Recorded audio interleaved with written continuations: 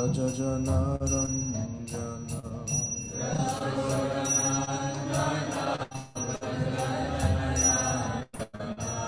Jashodanandana Rajajana Ranjana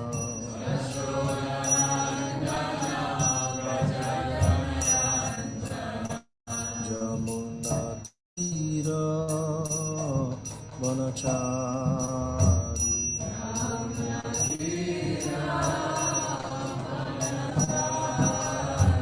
Jamunatira Vanachari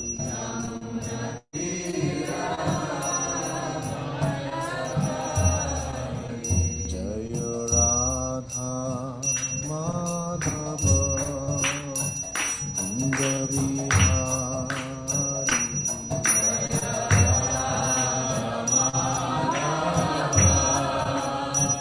Kunjavihari Jaya Radha Madhava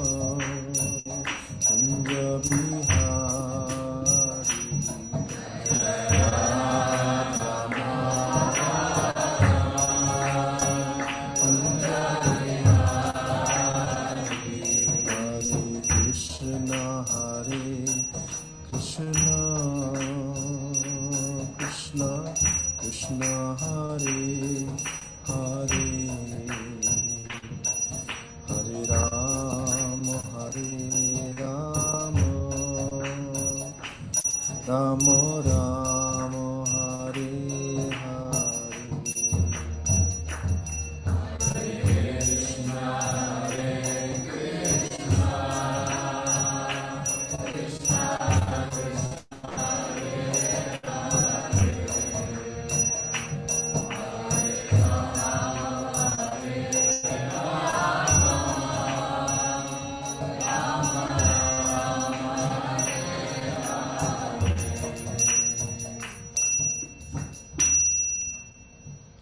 Om Namo Bhagavate Vasudevaya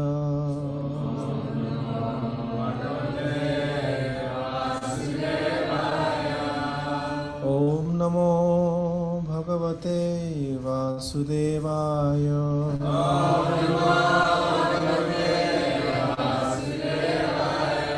Om Namo Bhagavate Vasudevaya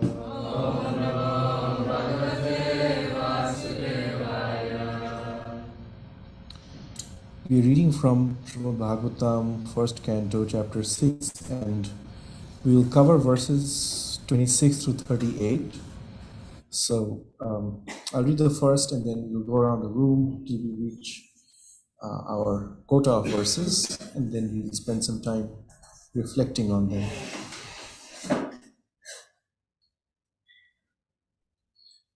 Namani anantasya hatatrapah pathan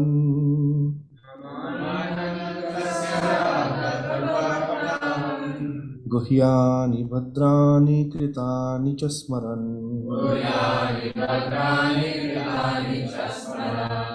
Gamparyatam stushta managata spriha Kalam pratikshan vimado vimatsara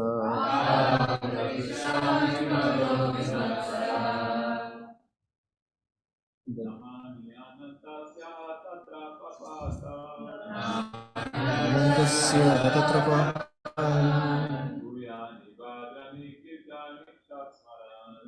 Yani bhadrani kritani chasmaran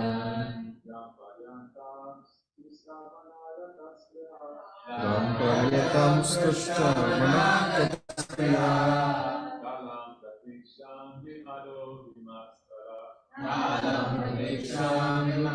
vimatsara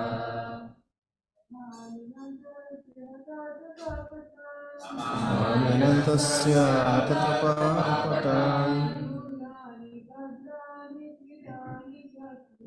Guhyani bhadrani kritani chasmaran Gamparyatam tushta manakataspriya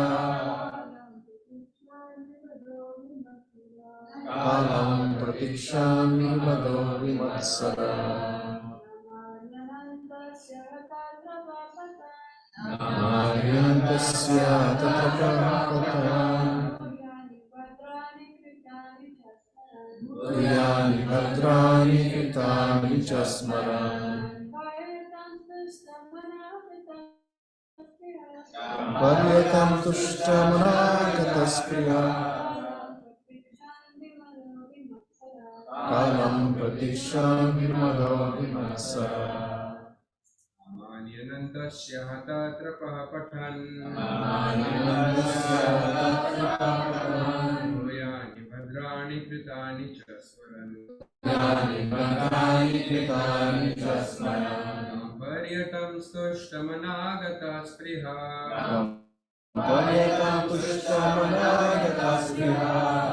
Pratikshan vimado vimatsara. Kalam pratikshan vimado vimatsara. Namani, the holy name, fame, etc. Anantasya, of the unlimited. Atatrapaha, being freed from all formalities of the material world. Pathan, by recitation, repeated reading, etc. Guhyani, mysterious. Bhadrani, all benedictory. Kritani, activities. And Smaran, constantly remembering. Gam, on the earth. Paryatan, traveling all through. Tushtamanaha, fully satisfied. Gata Spriha, completely freed from all material desires. Kalam, time. Pratikshan, awaiting. Vimadaha, without being proud. Vimatsaraha, without being envious. Translation. Thus I began chanting the holy name and fame of the Lord by repeated recitation, ignoring all the qualities of the material world. Such chanting and remembering of the transcendental pastimes of the Lord are victory. So doing, I traveled all over the earth, fully satisfied, humble, and unenvious. Should we just keep reading the translations or? Okay. The life of a sincere devotee of the Lord is thus explained in a nutshell by Narada Muni, by his personal example. Such a devotee, after his initiation by the Lord or his bona fide representative, takes very seriously chanting of the glories of the Lord and traveling all over the world so that others may also hear the glories of the Lord. Such devotees have no desire for material gain. They are conducted by one single desire, to go back to Godhead. This awaits them in due course of honoring the material body. Because they have the highest aim of life, going back to Godhead, they're never envious of anyone, nor are they proud of being eligible to go back to Godhead. Their only business is to chant and remember the holy name, fame, and pastimes of the Lord, and according to personal capacity, to distribute the message for others' welfare without motive of material gain. We just go around reading the rest of the verses.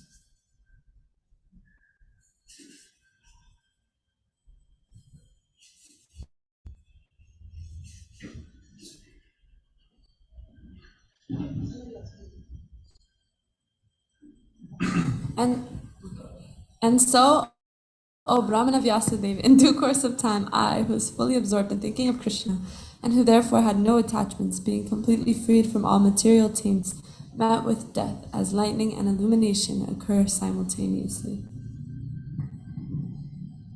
having been awarded a transcendental body befitting an associate of the body of Godhead, to fit the body made of five material senses, elements, and thus acquired fruitive results of work, karma, stopped. At the end of the millennium, when the personality of Godhead, Lord Narayan, lay down within the water of devastation, Brahma began to enter into him along with all creative elements, and I also entered through his breathing. After 4,300,000,000, 4.3 billion solar years, when Brahma awoke to create again by the will of the Lord, all the rishis like Marichi, Angira, Atri, and so on were created from the transcendental body of the Lord, and I also appeared along with them. So then, by the grace of the Almighty Vishnu, I travel everywhere without restriction, both in the transcendental world and in the three divisions of the material world. This is because I am fixed in unbroken devotional service of the Lord. And thus I travel, constantly singing the transcendental message of the glories of the Lord, vibrating this instrument called a veena, which is charged with transcendental sound, and which was given to me by Lord Krishna. The Supreme Lord Shri Krishna, whose glories and activities are pleasing to hear, at once appears on the seat of my heart, as if called for, as soon as I begin to chant his holy activities.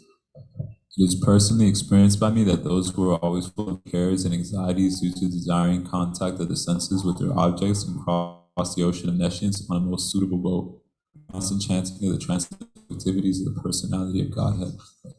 It is true that by practicing restraint of the senses by the yoga system, one can get relief from the disturbances of desire and lust, but this is not sufficient to give satisfaction to the soul. For this, satisfaction is derived from devotional service to the personality of Godhead. O Vyasadeva, you are free from sins. Thus I have explained my birth and activities for self-realization, as you asked.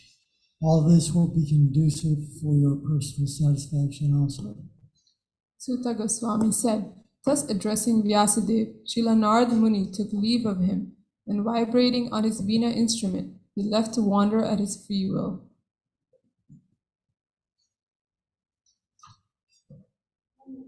All glory and success to Srila Narada Muni, because he glorifies the activities of the personality of Godhead.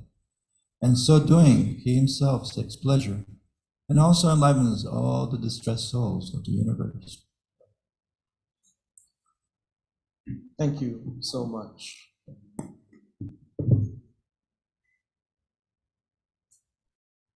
Usually in Bhagavatam classes, when devotees take one verse and dive deep, and so this is a lot of material to cover in a day. But I'll share whatever little realizations I have from verse 26.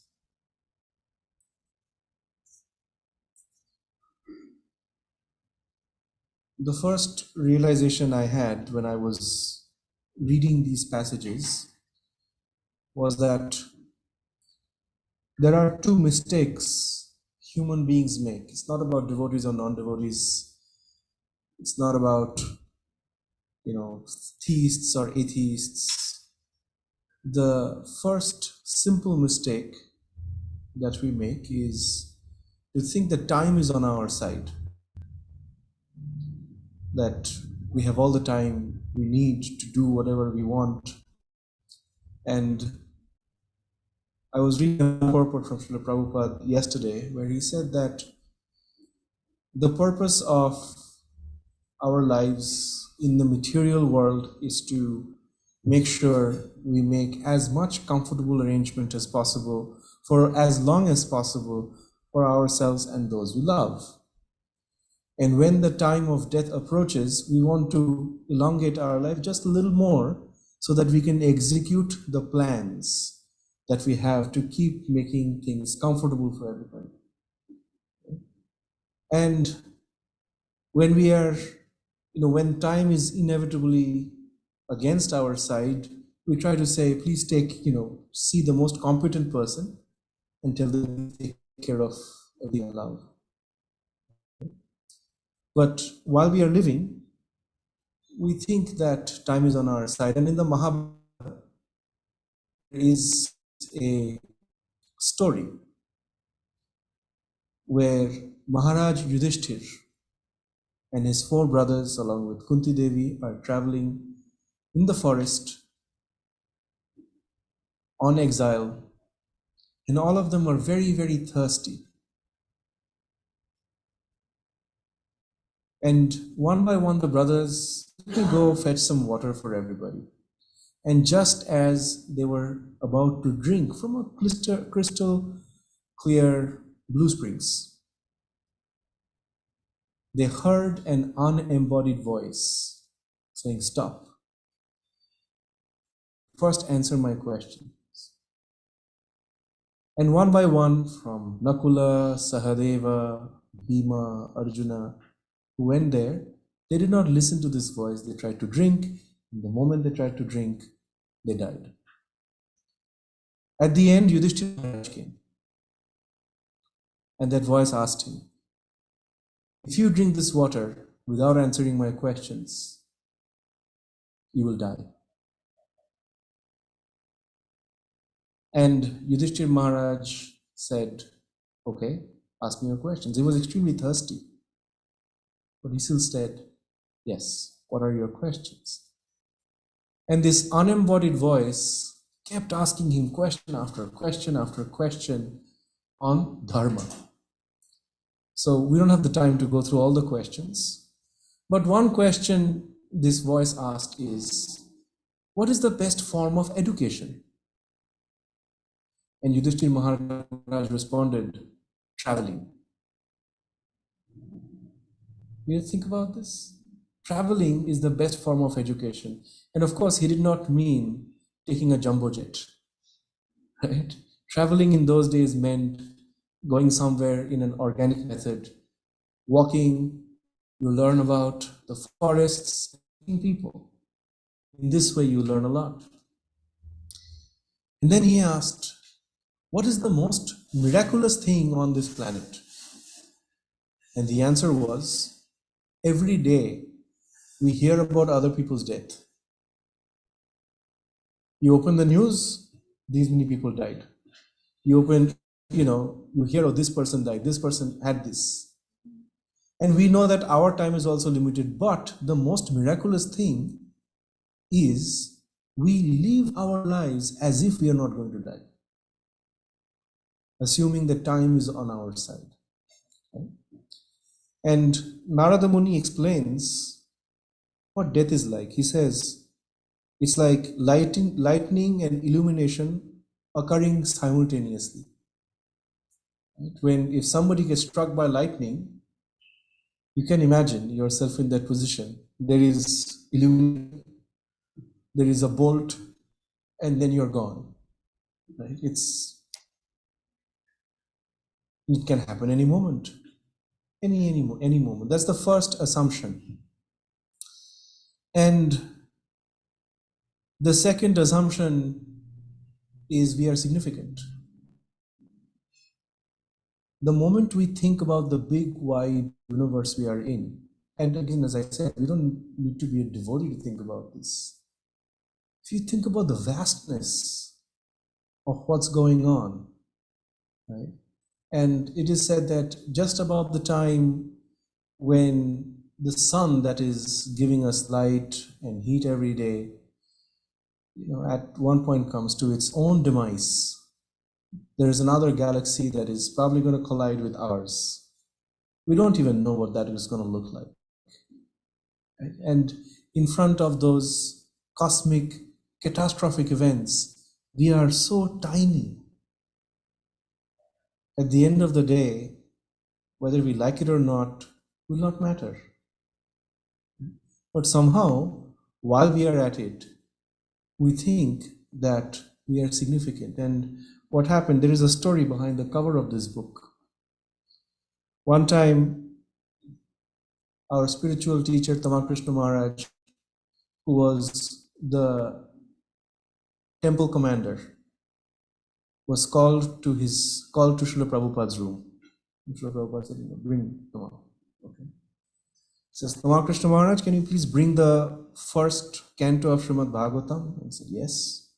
Got, and Srila Prabhupada said, what do you see on the cover? I said, what is it, Srila Prabhupada? And he said, this is the world. Infinite expansions of the Lord.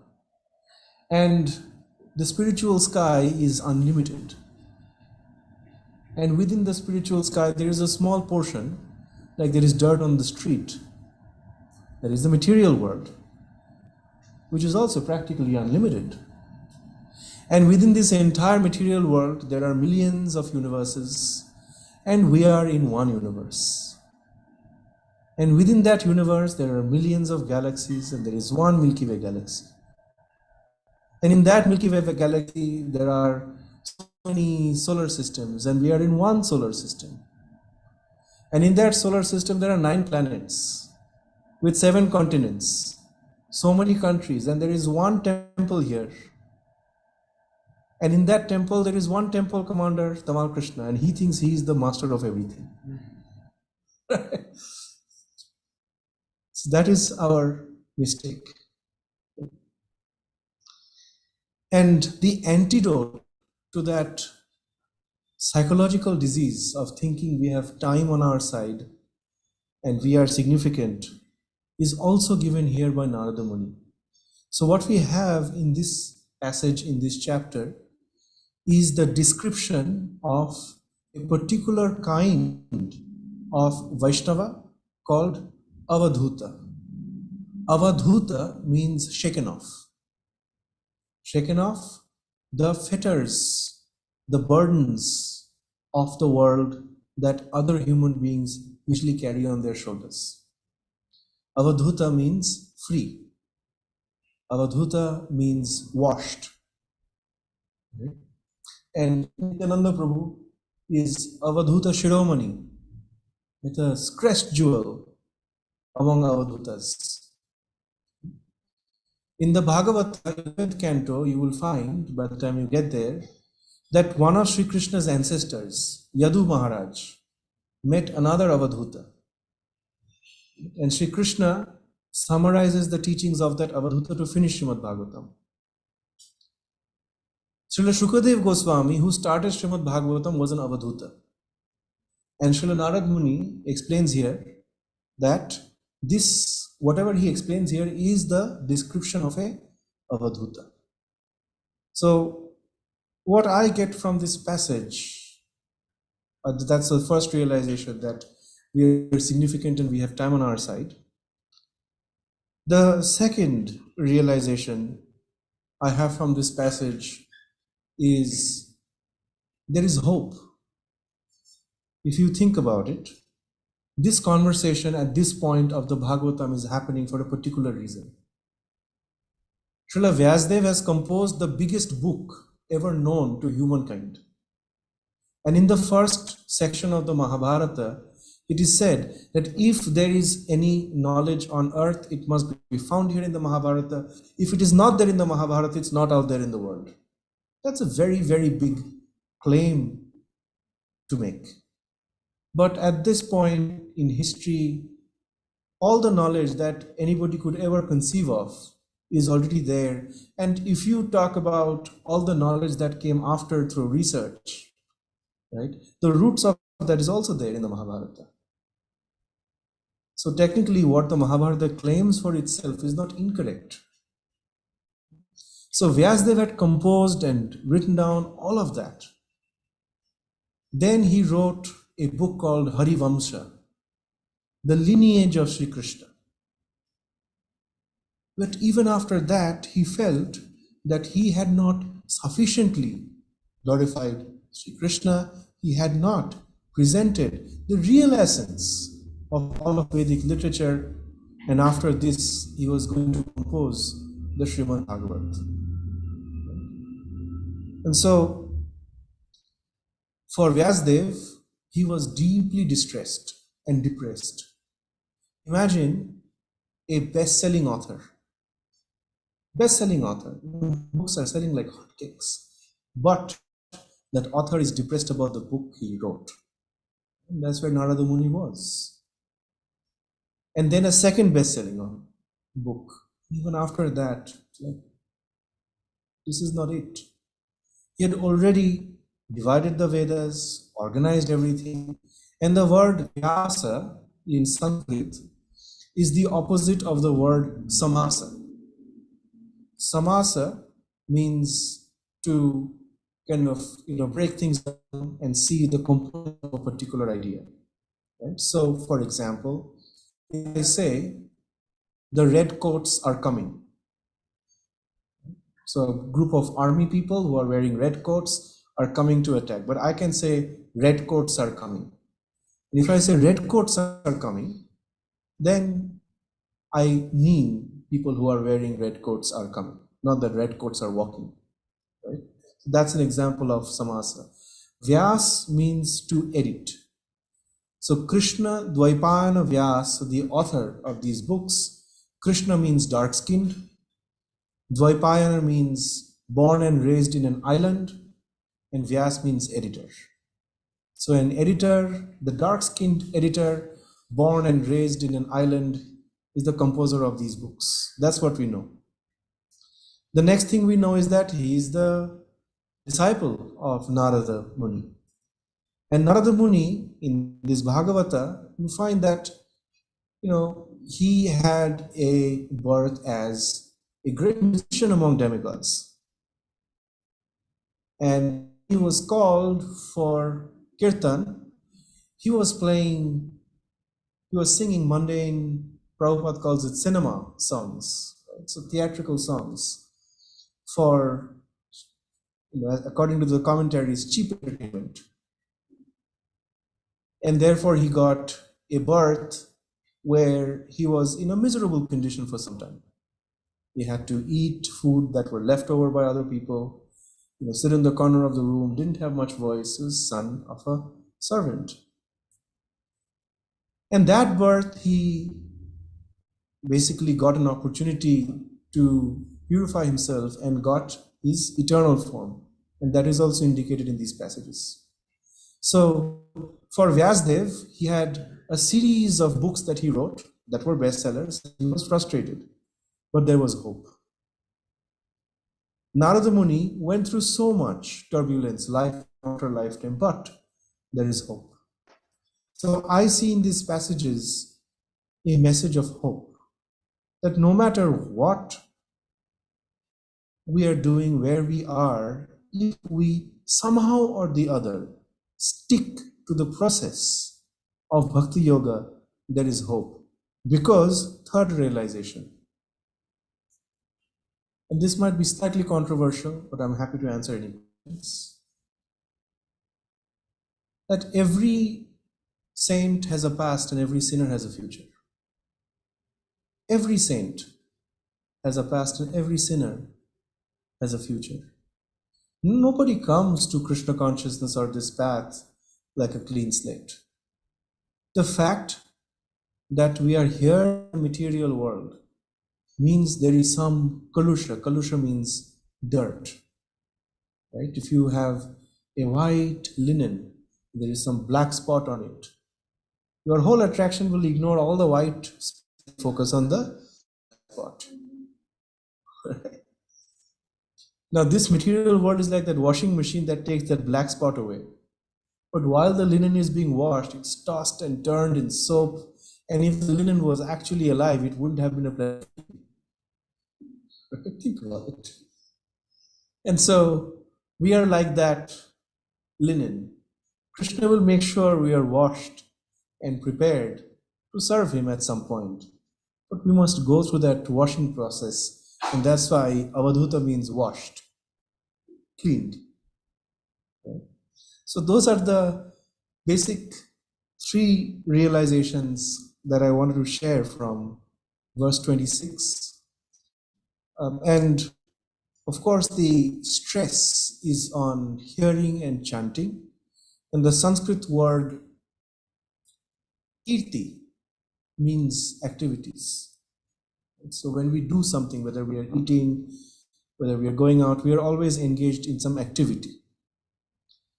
The moment that activity has purpose and is usually heroic, it is called kirti. To reminisce about kirti is kirtana. So when we think about, oh, remember when we were 5 years old, we went to this theme park and this happened and the candy floss blew on your face and all kinds, when you're going through past memories like that, it brings a lot of pleasure to the heart. Except in our life, any past memory is also associated with some negative memory that comes before or after. So when we start reminiscing about sweet things, we experience some joy, but sooner or later it is either preceded by or followed by misery. And this is why in this world, reminiscing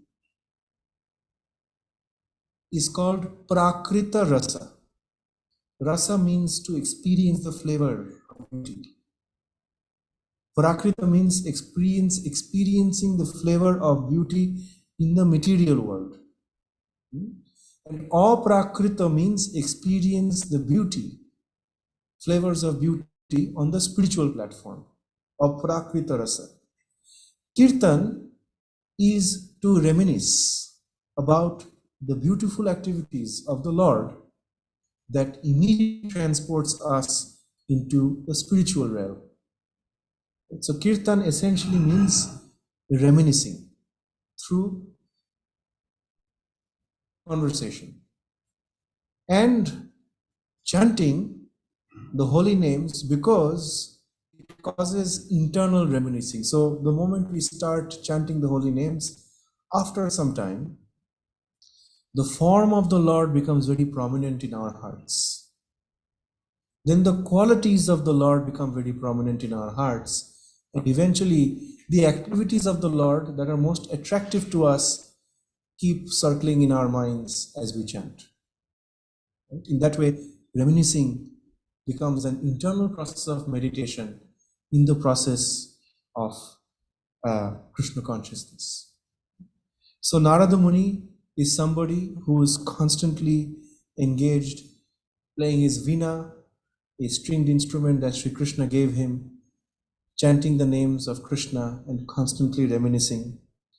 And in this way, he keeps traveling, and people travel, Avadhuta especially, travel because they do not want any attachment in one place. It is said, Shukadeva Goswami, who was an Avadhuta, would not stay in one place for more than however long it took to milk a cow. He would give instructions, hear what's going on, move on to the next place. And then, of course, those days you didn't have visa trouble. And so people could move around freely. But nowadays, Avadhutas, I don't know if it's possible. But that's what I had to offer, and we want to open the floor up for discussions, questions, other realizations that devotees may have on these passages. Yes. As you were talking about, like the reminiscing and memorizing like good memories and it being followed by misery, it took me back to like a realization I had this week of how as a human I tend to hold on to like the bad memories more. I tend to like hold on to those more because I think that I'm owed something. And so like coming to Bhakti, it's really helping me to like just let go of any result, or like let go of any attachment to a result, and that really helps me to understand why I hold on to these kind of memories, Thank you. Bhaktivinoda Thakur writes in a song, the first lines are Boshone Torito Basho Taraboli, if you want to look it up. He ends the song by saying Purbo Smriti Porihari. So the process of hearing and chanting and association with devotees actually erases all of our previous negative memories. And there is a movie, I think, called, forget the name, Eternal Sunshine of the Spotless Mind, right? And in that movie, they show that human beings really make an attempt to live a new life by erasing past memories, except in this movie, that whole process get botched. It's a botched operation. And then, nightmare ensues. But the fact is, if you think about it, when people go to therapy, what are they trying to do?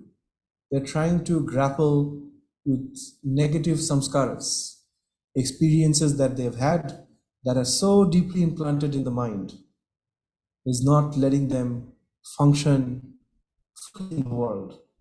So dealing with those past traumas, dealing with those negative memories, is the whole industry right now. Except the process that we have here is a healing method that is free and that actually accomplishes very quickly what years of therapy might accomplish. I'm not saying one shouldn't go to therapy. If one needs therapy, get professional help. But if you look at the Srimad Bhagavatam, it is a form of narrative therapy where Parikshit Maharaj goes through what modern therapists call cognitive reframing. He is embedded in his theory that I am an emperor and I'm dying in 7 days. Initially, he's like, what do I do? And after 7 days, he's like, I'm not thirsty anymore. I'm not hungry anymore. I haven't eaten in 7 days. But I am so happy. I'm about to die. How is this happening? Right? So somehow, in those 7 days, Shukadev Goswami has successfully brought Parikshit Maharaj out of his memories, his stories, and he has planted him in Krishna's story, in Krishna's memories. And we are given the opportunity as well when we study the Srimad Bhagavatam. So thank you so much. Other comments, thoughts? Yes. Question for you.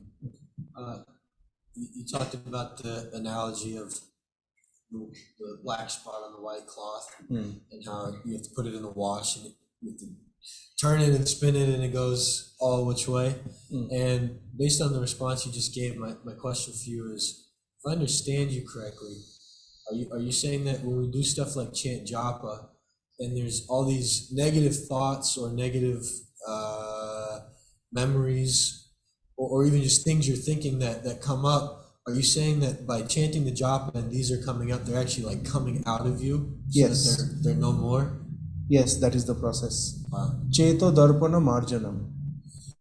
If you look at a dirty mirror, your face will look dirty. Your face is not dirty. Your face will look dirty. And when you start cleaning it, whatever you're cleaning it with will look dirty. So dirt is coming out. If you are cleaning a house that has not been cleaned for 20 years, for the first hour, it will look dirtier than when you started, right? But if you've started the process of cleaning, even if it looks dirtier, just keep going. Because now the dirt is coming out. Right? In the Bhagavata and other allied Shastras, other sacred books, you have the idea of samskaras and vasanas. Samskaras are latent impressions that are there on our mind. We watch a movie and we see somebody eating ice cream. And suddenly we think, why am I eating popcorn? I need to eat ice cream. Right? So the latent impression the movie gave on your mind is a samskara. And it is said that in the first few years of a human life, first 5 years, a human being makes more neural connections in the brain than after those 5 years. It's about 1 million connections, I think, per day or something. I'm not sure. Right? And those are samskaras that are actually getting imprinted on our mind at a very early age. And then throughout our lives, those samskaras are like seeds. When they find a situation where they can germinate, they germinate.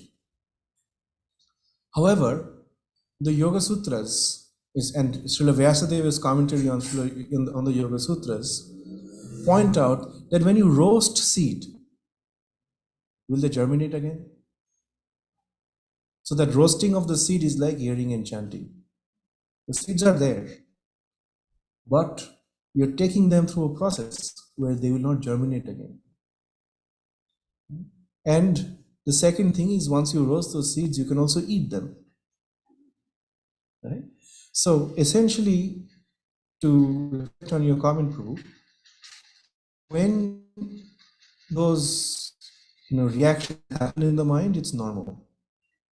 But we are taking our samskaras through a process of roasting. After that, what happens in the process of chanting, according to Bhaktivinoda Thakur in Harinam Chintamani, is that the negative memories, impressions that we have suddenly turn into positive realizations. Like, you must have felt really bad about something that has happened to you in your life, and every time you're coming, whatever negative emotions you have towards a particular person might be surfacing again and again. But through the process of chanting, you are able to see the whole thing from a new vantage point. Like, if this incident did not happen to me, I wouldn't have been in this position today. Right? And this is why the Bhagavata also calls Sri Krishna Aghatana Ghatana Patiyashi. This is one of Krishna's names. A mouthful, but it's still. Aghatana Ghatana Patiyashi means one who is an expert at converting a bad situation to a situation. So the negative samskaras that we have through the process of bhakti yoga gets transformed into vasanas that are spiritual. And the negative incidents that we've had in our life, Krishna takes that and turns it into something positive. If you were Narada Muni, you probably wouldn't have felt great to hear about your past lives when things went wrong. But it enters the Bhagavat.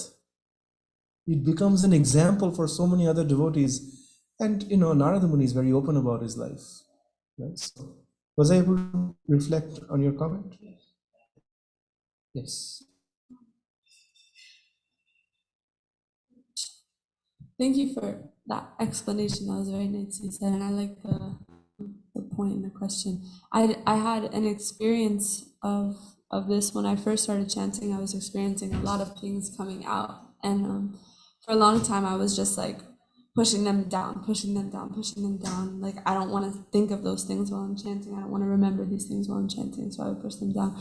And then I had this realization. So one time when I was chanting, something came up for me, and I dedicated those mantras to that memory. I dedicated those mantras to that point in my life and to that version of myself as like a way of healing that part of me and healing that memory.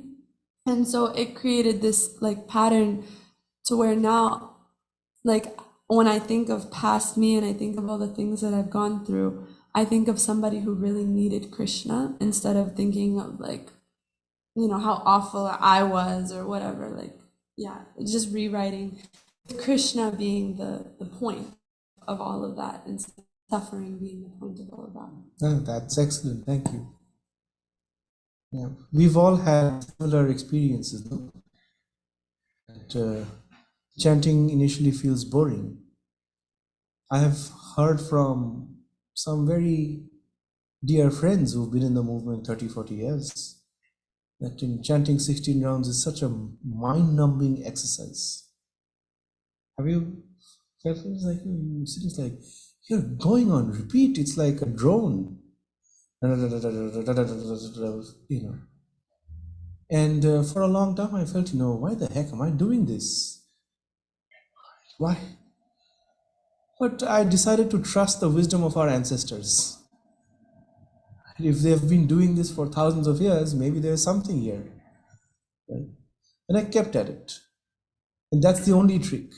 And if you look at the passages here in the Bhagavata today, it says, all you have to do is just keep at it. It's a question of time. There is another verse, Tatte nukampa shuramikṣamana, that the spiritual world is our dayabhag. Dayabhag means inheritance, that you are supposed to inherit it.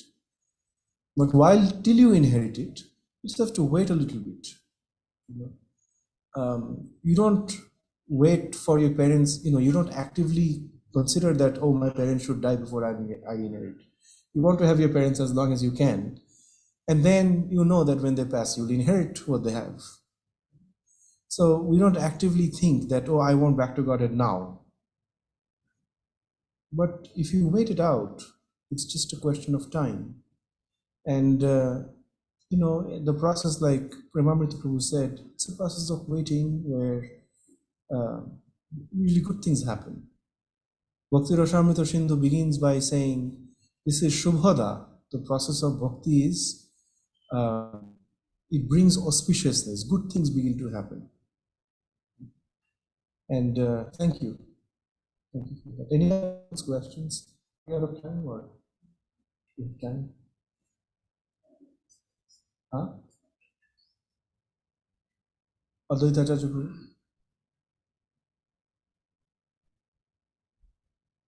Hare Krishna. Thank you, Prabhu. Thank you very much. It's interesting in this verse how he nowadays self-evaluating himself as fully satisfied, humble, and unenvious. Now, in regards to the process of chanting and remembering, is it that the process makes us as such? The prerequisites to engage in such ways? It's, my realization is both ways. That the 26 qualities of a Vaishnava, Kripalu, Akrita, Sattva, Shama, Nigata, Vadanna, Mridu, Shuchi, Akinchano, Kripalu, Mitavu, Apramatto, Manoda, Mani, forget Kovidakha Moni. It's 26 qualities that Krishna says and Kaviraj Goswami repeats. They're also a eternal nature, but they get covered up. So sometimes they partially manifest. But when one becomes a Vaishnava and the external coverings are removed, then they begin to fully manifest. So the process of hearing and chanting also manifests these qualities because they're uncovering whatever we are not, and then we become whatever we are. Does that make sense?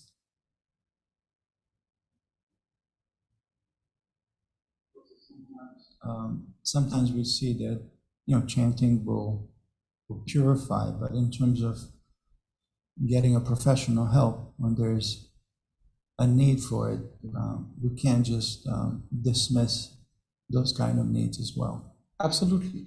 Yeah, I mean, if you slip on the floor and crack your skull, you don't sit down with your japa bag unless you think you're going. If it's time to go, it's time to go. But you go to the doctor and get some stitches. Huh? And so there is the Veda, which is the main text of knowledge, but there are Vedangas. Ayurveda is a Vedanga. That's the limb of a Veda. So if medicine was not important, if chanting was the only, catch-all, be-all, end-all medicine for everything, it is, in a way, from Bhavaushadi. For existence in the material world that causes all of the other kinds of suffering, chanting is the medicine. But if you are having diarrhea, chanting will not help. Maybe to tolerate, the pains of your body. So that's why, again, Jaiva Dharma, this is another book by Bhaktivinoda Thakur, begins by saying there are two kinds of dharmas, Nitya Dharma and Naimittika Dharma. Naimittika means relational. There are things we have to fulfill in this world. We are born of a certain set of parents, there are some duties towards them. If you are born in a land, you have to pay some taxes. Death and taxes are inevitable. Then, we have to feed our body at least 2-3 times a day. We have to wash it and clean it. All these are naimittika. You cannot ignore them. But Nitya Dharma is Jaiva Dharma. It is the eternal nature of the self, of the soul, right? And so we must, you and I have both spent considerable number of years. We know that in the movement there are some devotees who said, you have 105 temperature with malaria. I say, you're not this body, Prabhu. Right? And actually, one of my early age home temples, Calcutta temple, there were a group of devotees who were getting malaria every month. And they just kept telling each other, you're not this body, Prabhu. And then after, I think, 6 months, the pujari had so much sickness, he died. Right? And so the philosophy, didn't really help. He went back to Godhead prematurely. We don't want that. There is spiritual bypass. Yeah, that is actually very dangerous, at least in our, right? Any other thoughts, comments, realizations on these verses? If not, we can, what do we can continue reading, or we can, there are so many other verses, purports, or since you're out of questions, let me ask you some questions, and this is an open question to all of us. In your experience, what makes Krishna consciousness wonderful for you? Yes. Ever since I started reading Bhagavatam, and specifically now I'm in the 5th canto, and I'm getting to the end of the 5th canto, and it seems every time I get really deep into the reading of it, it is followed by some really strange dream. Oh. Like and they usually frighten me, and they wake me up, and it's like I can't fall asleep after that. It could be 1 in the morning, 2 in the morning, and I can't fall back asleep. Like I'm afraid to just close my eyes again. And so when I wake up, I incessantly chant Hare Krishna, Hare Krishna, Krishna, like, because I'm afraid if I stop, like something will happen. And so it makes me realize like how much I'm actually being protected, because during the day, like you said, I'm like the same words over and over and over. It's like, come on, man, can we like, can it be a song or something that we sing, like more words? So you think these kind of thoughts during the day, but then when these dreams happen that just scare the bejeebus out of you, you realize, cause like there'll be dreams about like demons coming to get you, and like what, like you die, what happens after death, these kind of things that like just, they're so scary. And then I realized that I'm like, the only thing keeping me from like the Yamadusas or something coming to get me is I'm chanting. So it helps renew my faith again, in I guess in a fearsome kind of way, but that's one of the moods, that I'm being protected by just chanting the mantras. Wonderful. Thank you. Yes, Prabhu.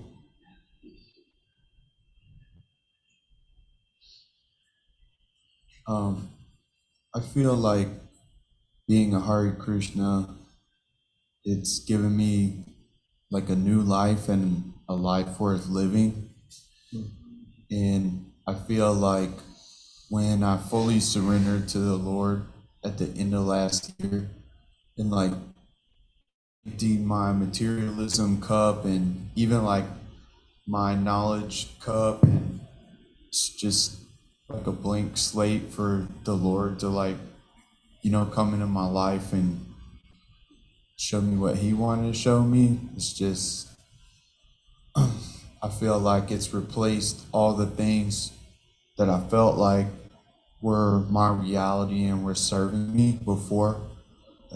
It's given me a quality of relationship with the origin of all things, that I didn't think was possible.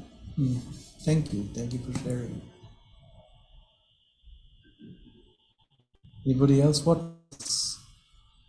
consciousness wonderful for you. Yes. I like that chanting, like chanting japa helps me to like accept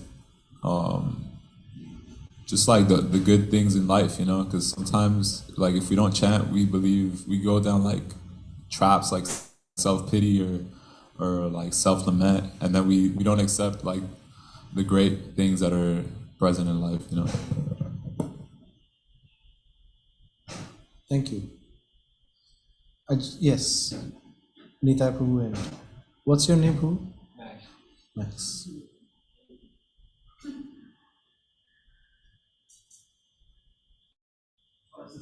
So what Max said, I've been in that position a few times.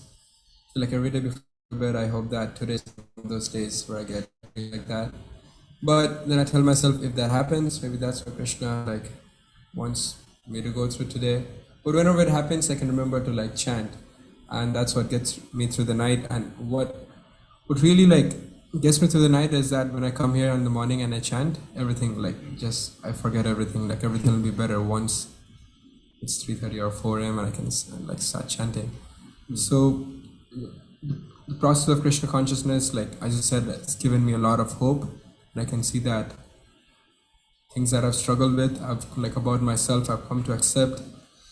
And what I was really seeking in this world while practicing Krishna consciousness was like friendships, like relationships. And Krishna conscious relationships have been very fulfilling for me. And so that those two aspects, that hope that I can become purified while having like good relationships around me, that is what makes it like wonderful. Yeah, worth it. Yeah. I had one of those, what do you call them, sleep paralysis things last week. And in my sleep, I was chanting Narasingha mantra. Right? I still distinctly remember, like, you know, like I'm moving around the house and then I suddenly realized that I'm actually not. Have you had those? Yeah, it's so scary. And then like something's on your chest and trying to. I had one last week. I used to have them a lot when I was like 22. First time I came out of India, I was living in Oxford. I began to have those. I had never had something like that before. And then I didn't know what it was. Then somebody told me it's a ghost attack. Oh, Hare Krishna.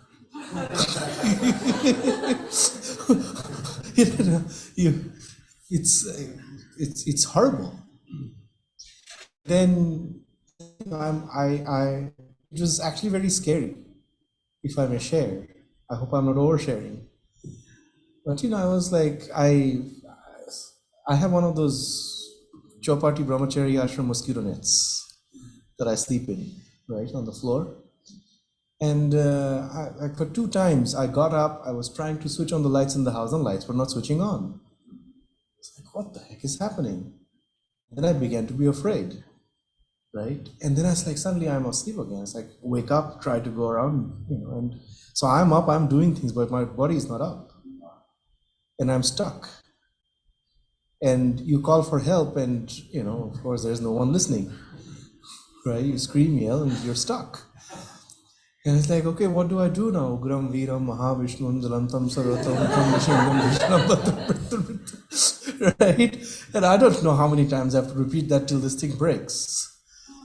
But I kept chanting. And 3 times I was like,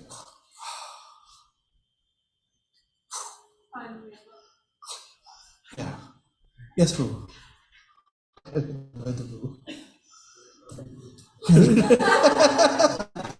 I've heard his ghost also, and it's what you're talking about. It's called false awakening. A false awakening. Yeah, sleep paralysis. You wake up and you take a shower or whatever, and then you realize I'm still sleeping in bed. Yes. But I have by my bed I have a picture of the 6 Goswamis right near my head. So that helps if you put a Krishna or something or Bhagavatam near the top of your head or something like that. Thank you. No, I have those. Except it's a false awakening, right? I technically woke up for Mangalarati, except I didn't.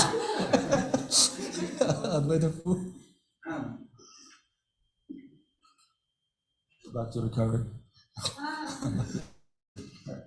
I have to share because it's very, very pertinent in this regard. I heard just a few days before, similar thing happened to me.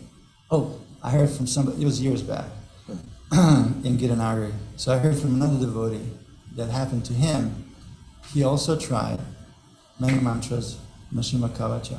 But he said, very, very unique experience happened when he didn't shout it because he couldn't. He was pinned down, his body was pinned down. So in his mind, he shouted, Gauranga, Gauranga, Gauranga.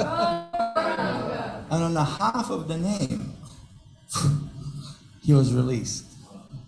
Wow. It was so powerful. So that was 2 days or a few days before it happened to me. So I felt pinned down. I saw, it was like I saw my body, but I couldn't move it. So I couldn't speak. So in my mind, I remembered what he said. But I tried Nashima mantra, Jana Kavacha. But on a half of Gauranga, it just same thing happened. So it's very powerful. We're dealing with very powerful personalities. Absolutely. Your Gauranga. Gauranga. Yes. To Nitai's point, Tell me whenever you want me to stop. he's saying like, oh, I hope this is not one of those nights, but if it is, it's what Krishna wants. Someone told me a while ago that these dreams are actually getting rid of your karma without you actually having to go through something worse. Kind of like someone gave a class yesterday in the Alachua temple. Like if you're slicing vegetables in the kitchen and you slit your finger, you're actually meant to slit your throat. But like the karma was reduced because of your bhakti side. So sometimes the dreams are could be getting rid of some otherwise worse karma. But I also just wanted to have one more of what Krishna consciousness means. Prabhupada said, I think it was Prabhupada, in one of his purports earlier in Bhagavatam, he said Krishna consciousness is conspicuous by its absence. And I didn't understand what that meant at first. But after I would listen to Kirtan, I would try listening to like the old kind of music that I used to listen to. I just couldn't stand it anymore. I tried, after reading the Bhagavad Gita, Srimad Bhagavatam, I would try reading fiction. This is so pointless now. So it's like, sometimes you don't really realize the level you're on with Krishna consciousness until it's gone, until you're no longer a part of it. True. And it comes up in this section of the Bhagavatam. Narada Muni experiences the Lord very briefly, like a fleeting glance. And then his samadhi breaks and he wants to go back to experience the Lord again. And the Lord said, no, I have just given you darshan once to increase your attraction towards me so that you can keep working. Right? And swalpascha api dharmascha prayate mahato bhayat. Even a little bit of dharma actually saves one from great danger. That's probably the reason they said you're supposed to slit your throat, but you just, And it is true that a lot of our karmas get burnt out in our dreams. Right? And thankfully so. Yeah. All right. Thank you so much. It's always a pleasure to be here in Krishna House. Thank you, Shruti Prabhu, for dragging me here.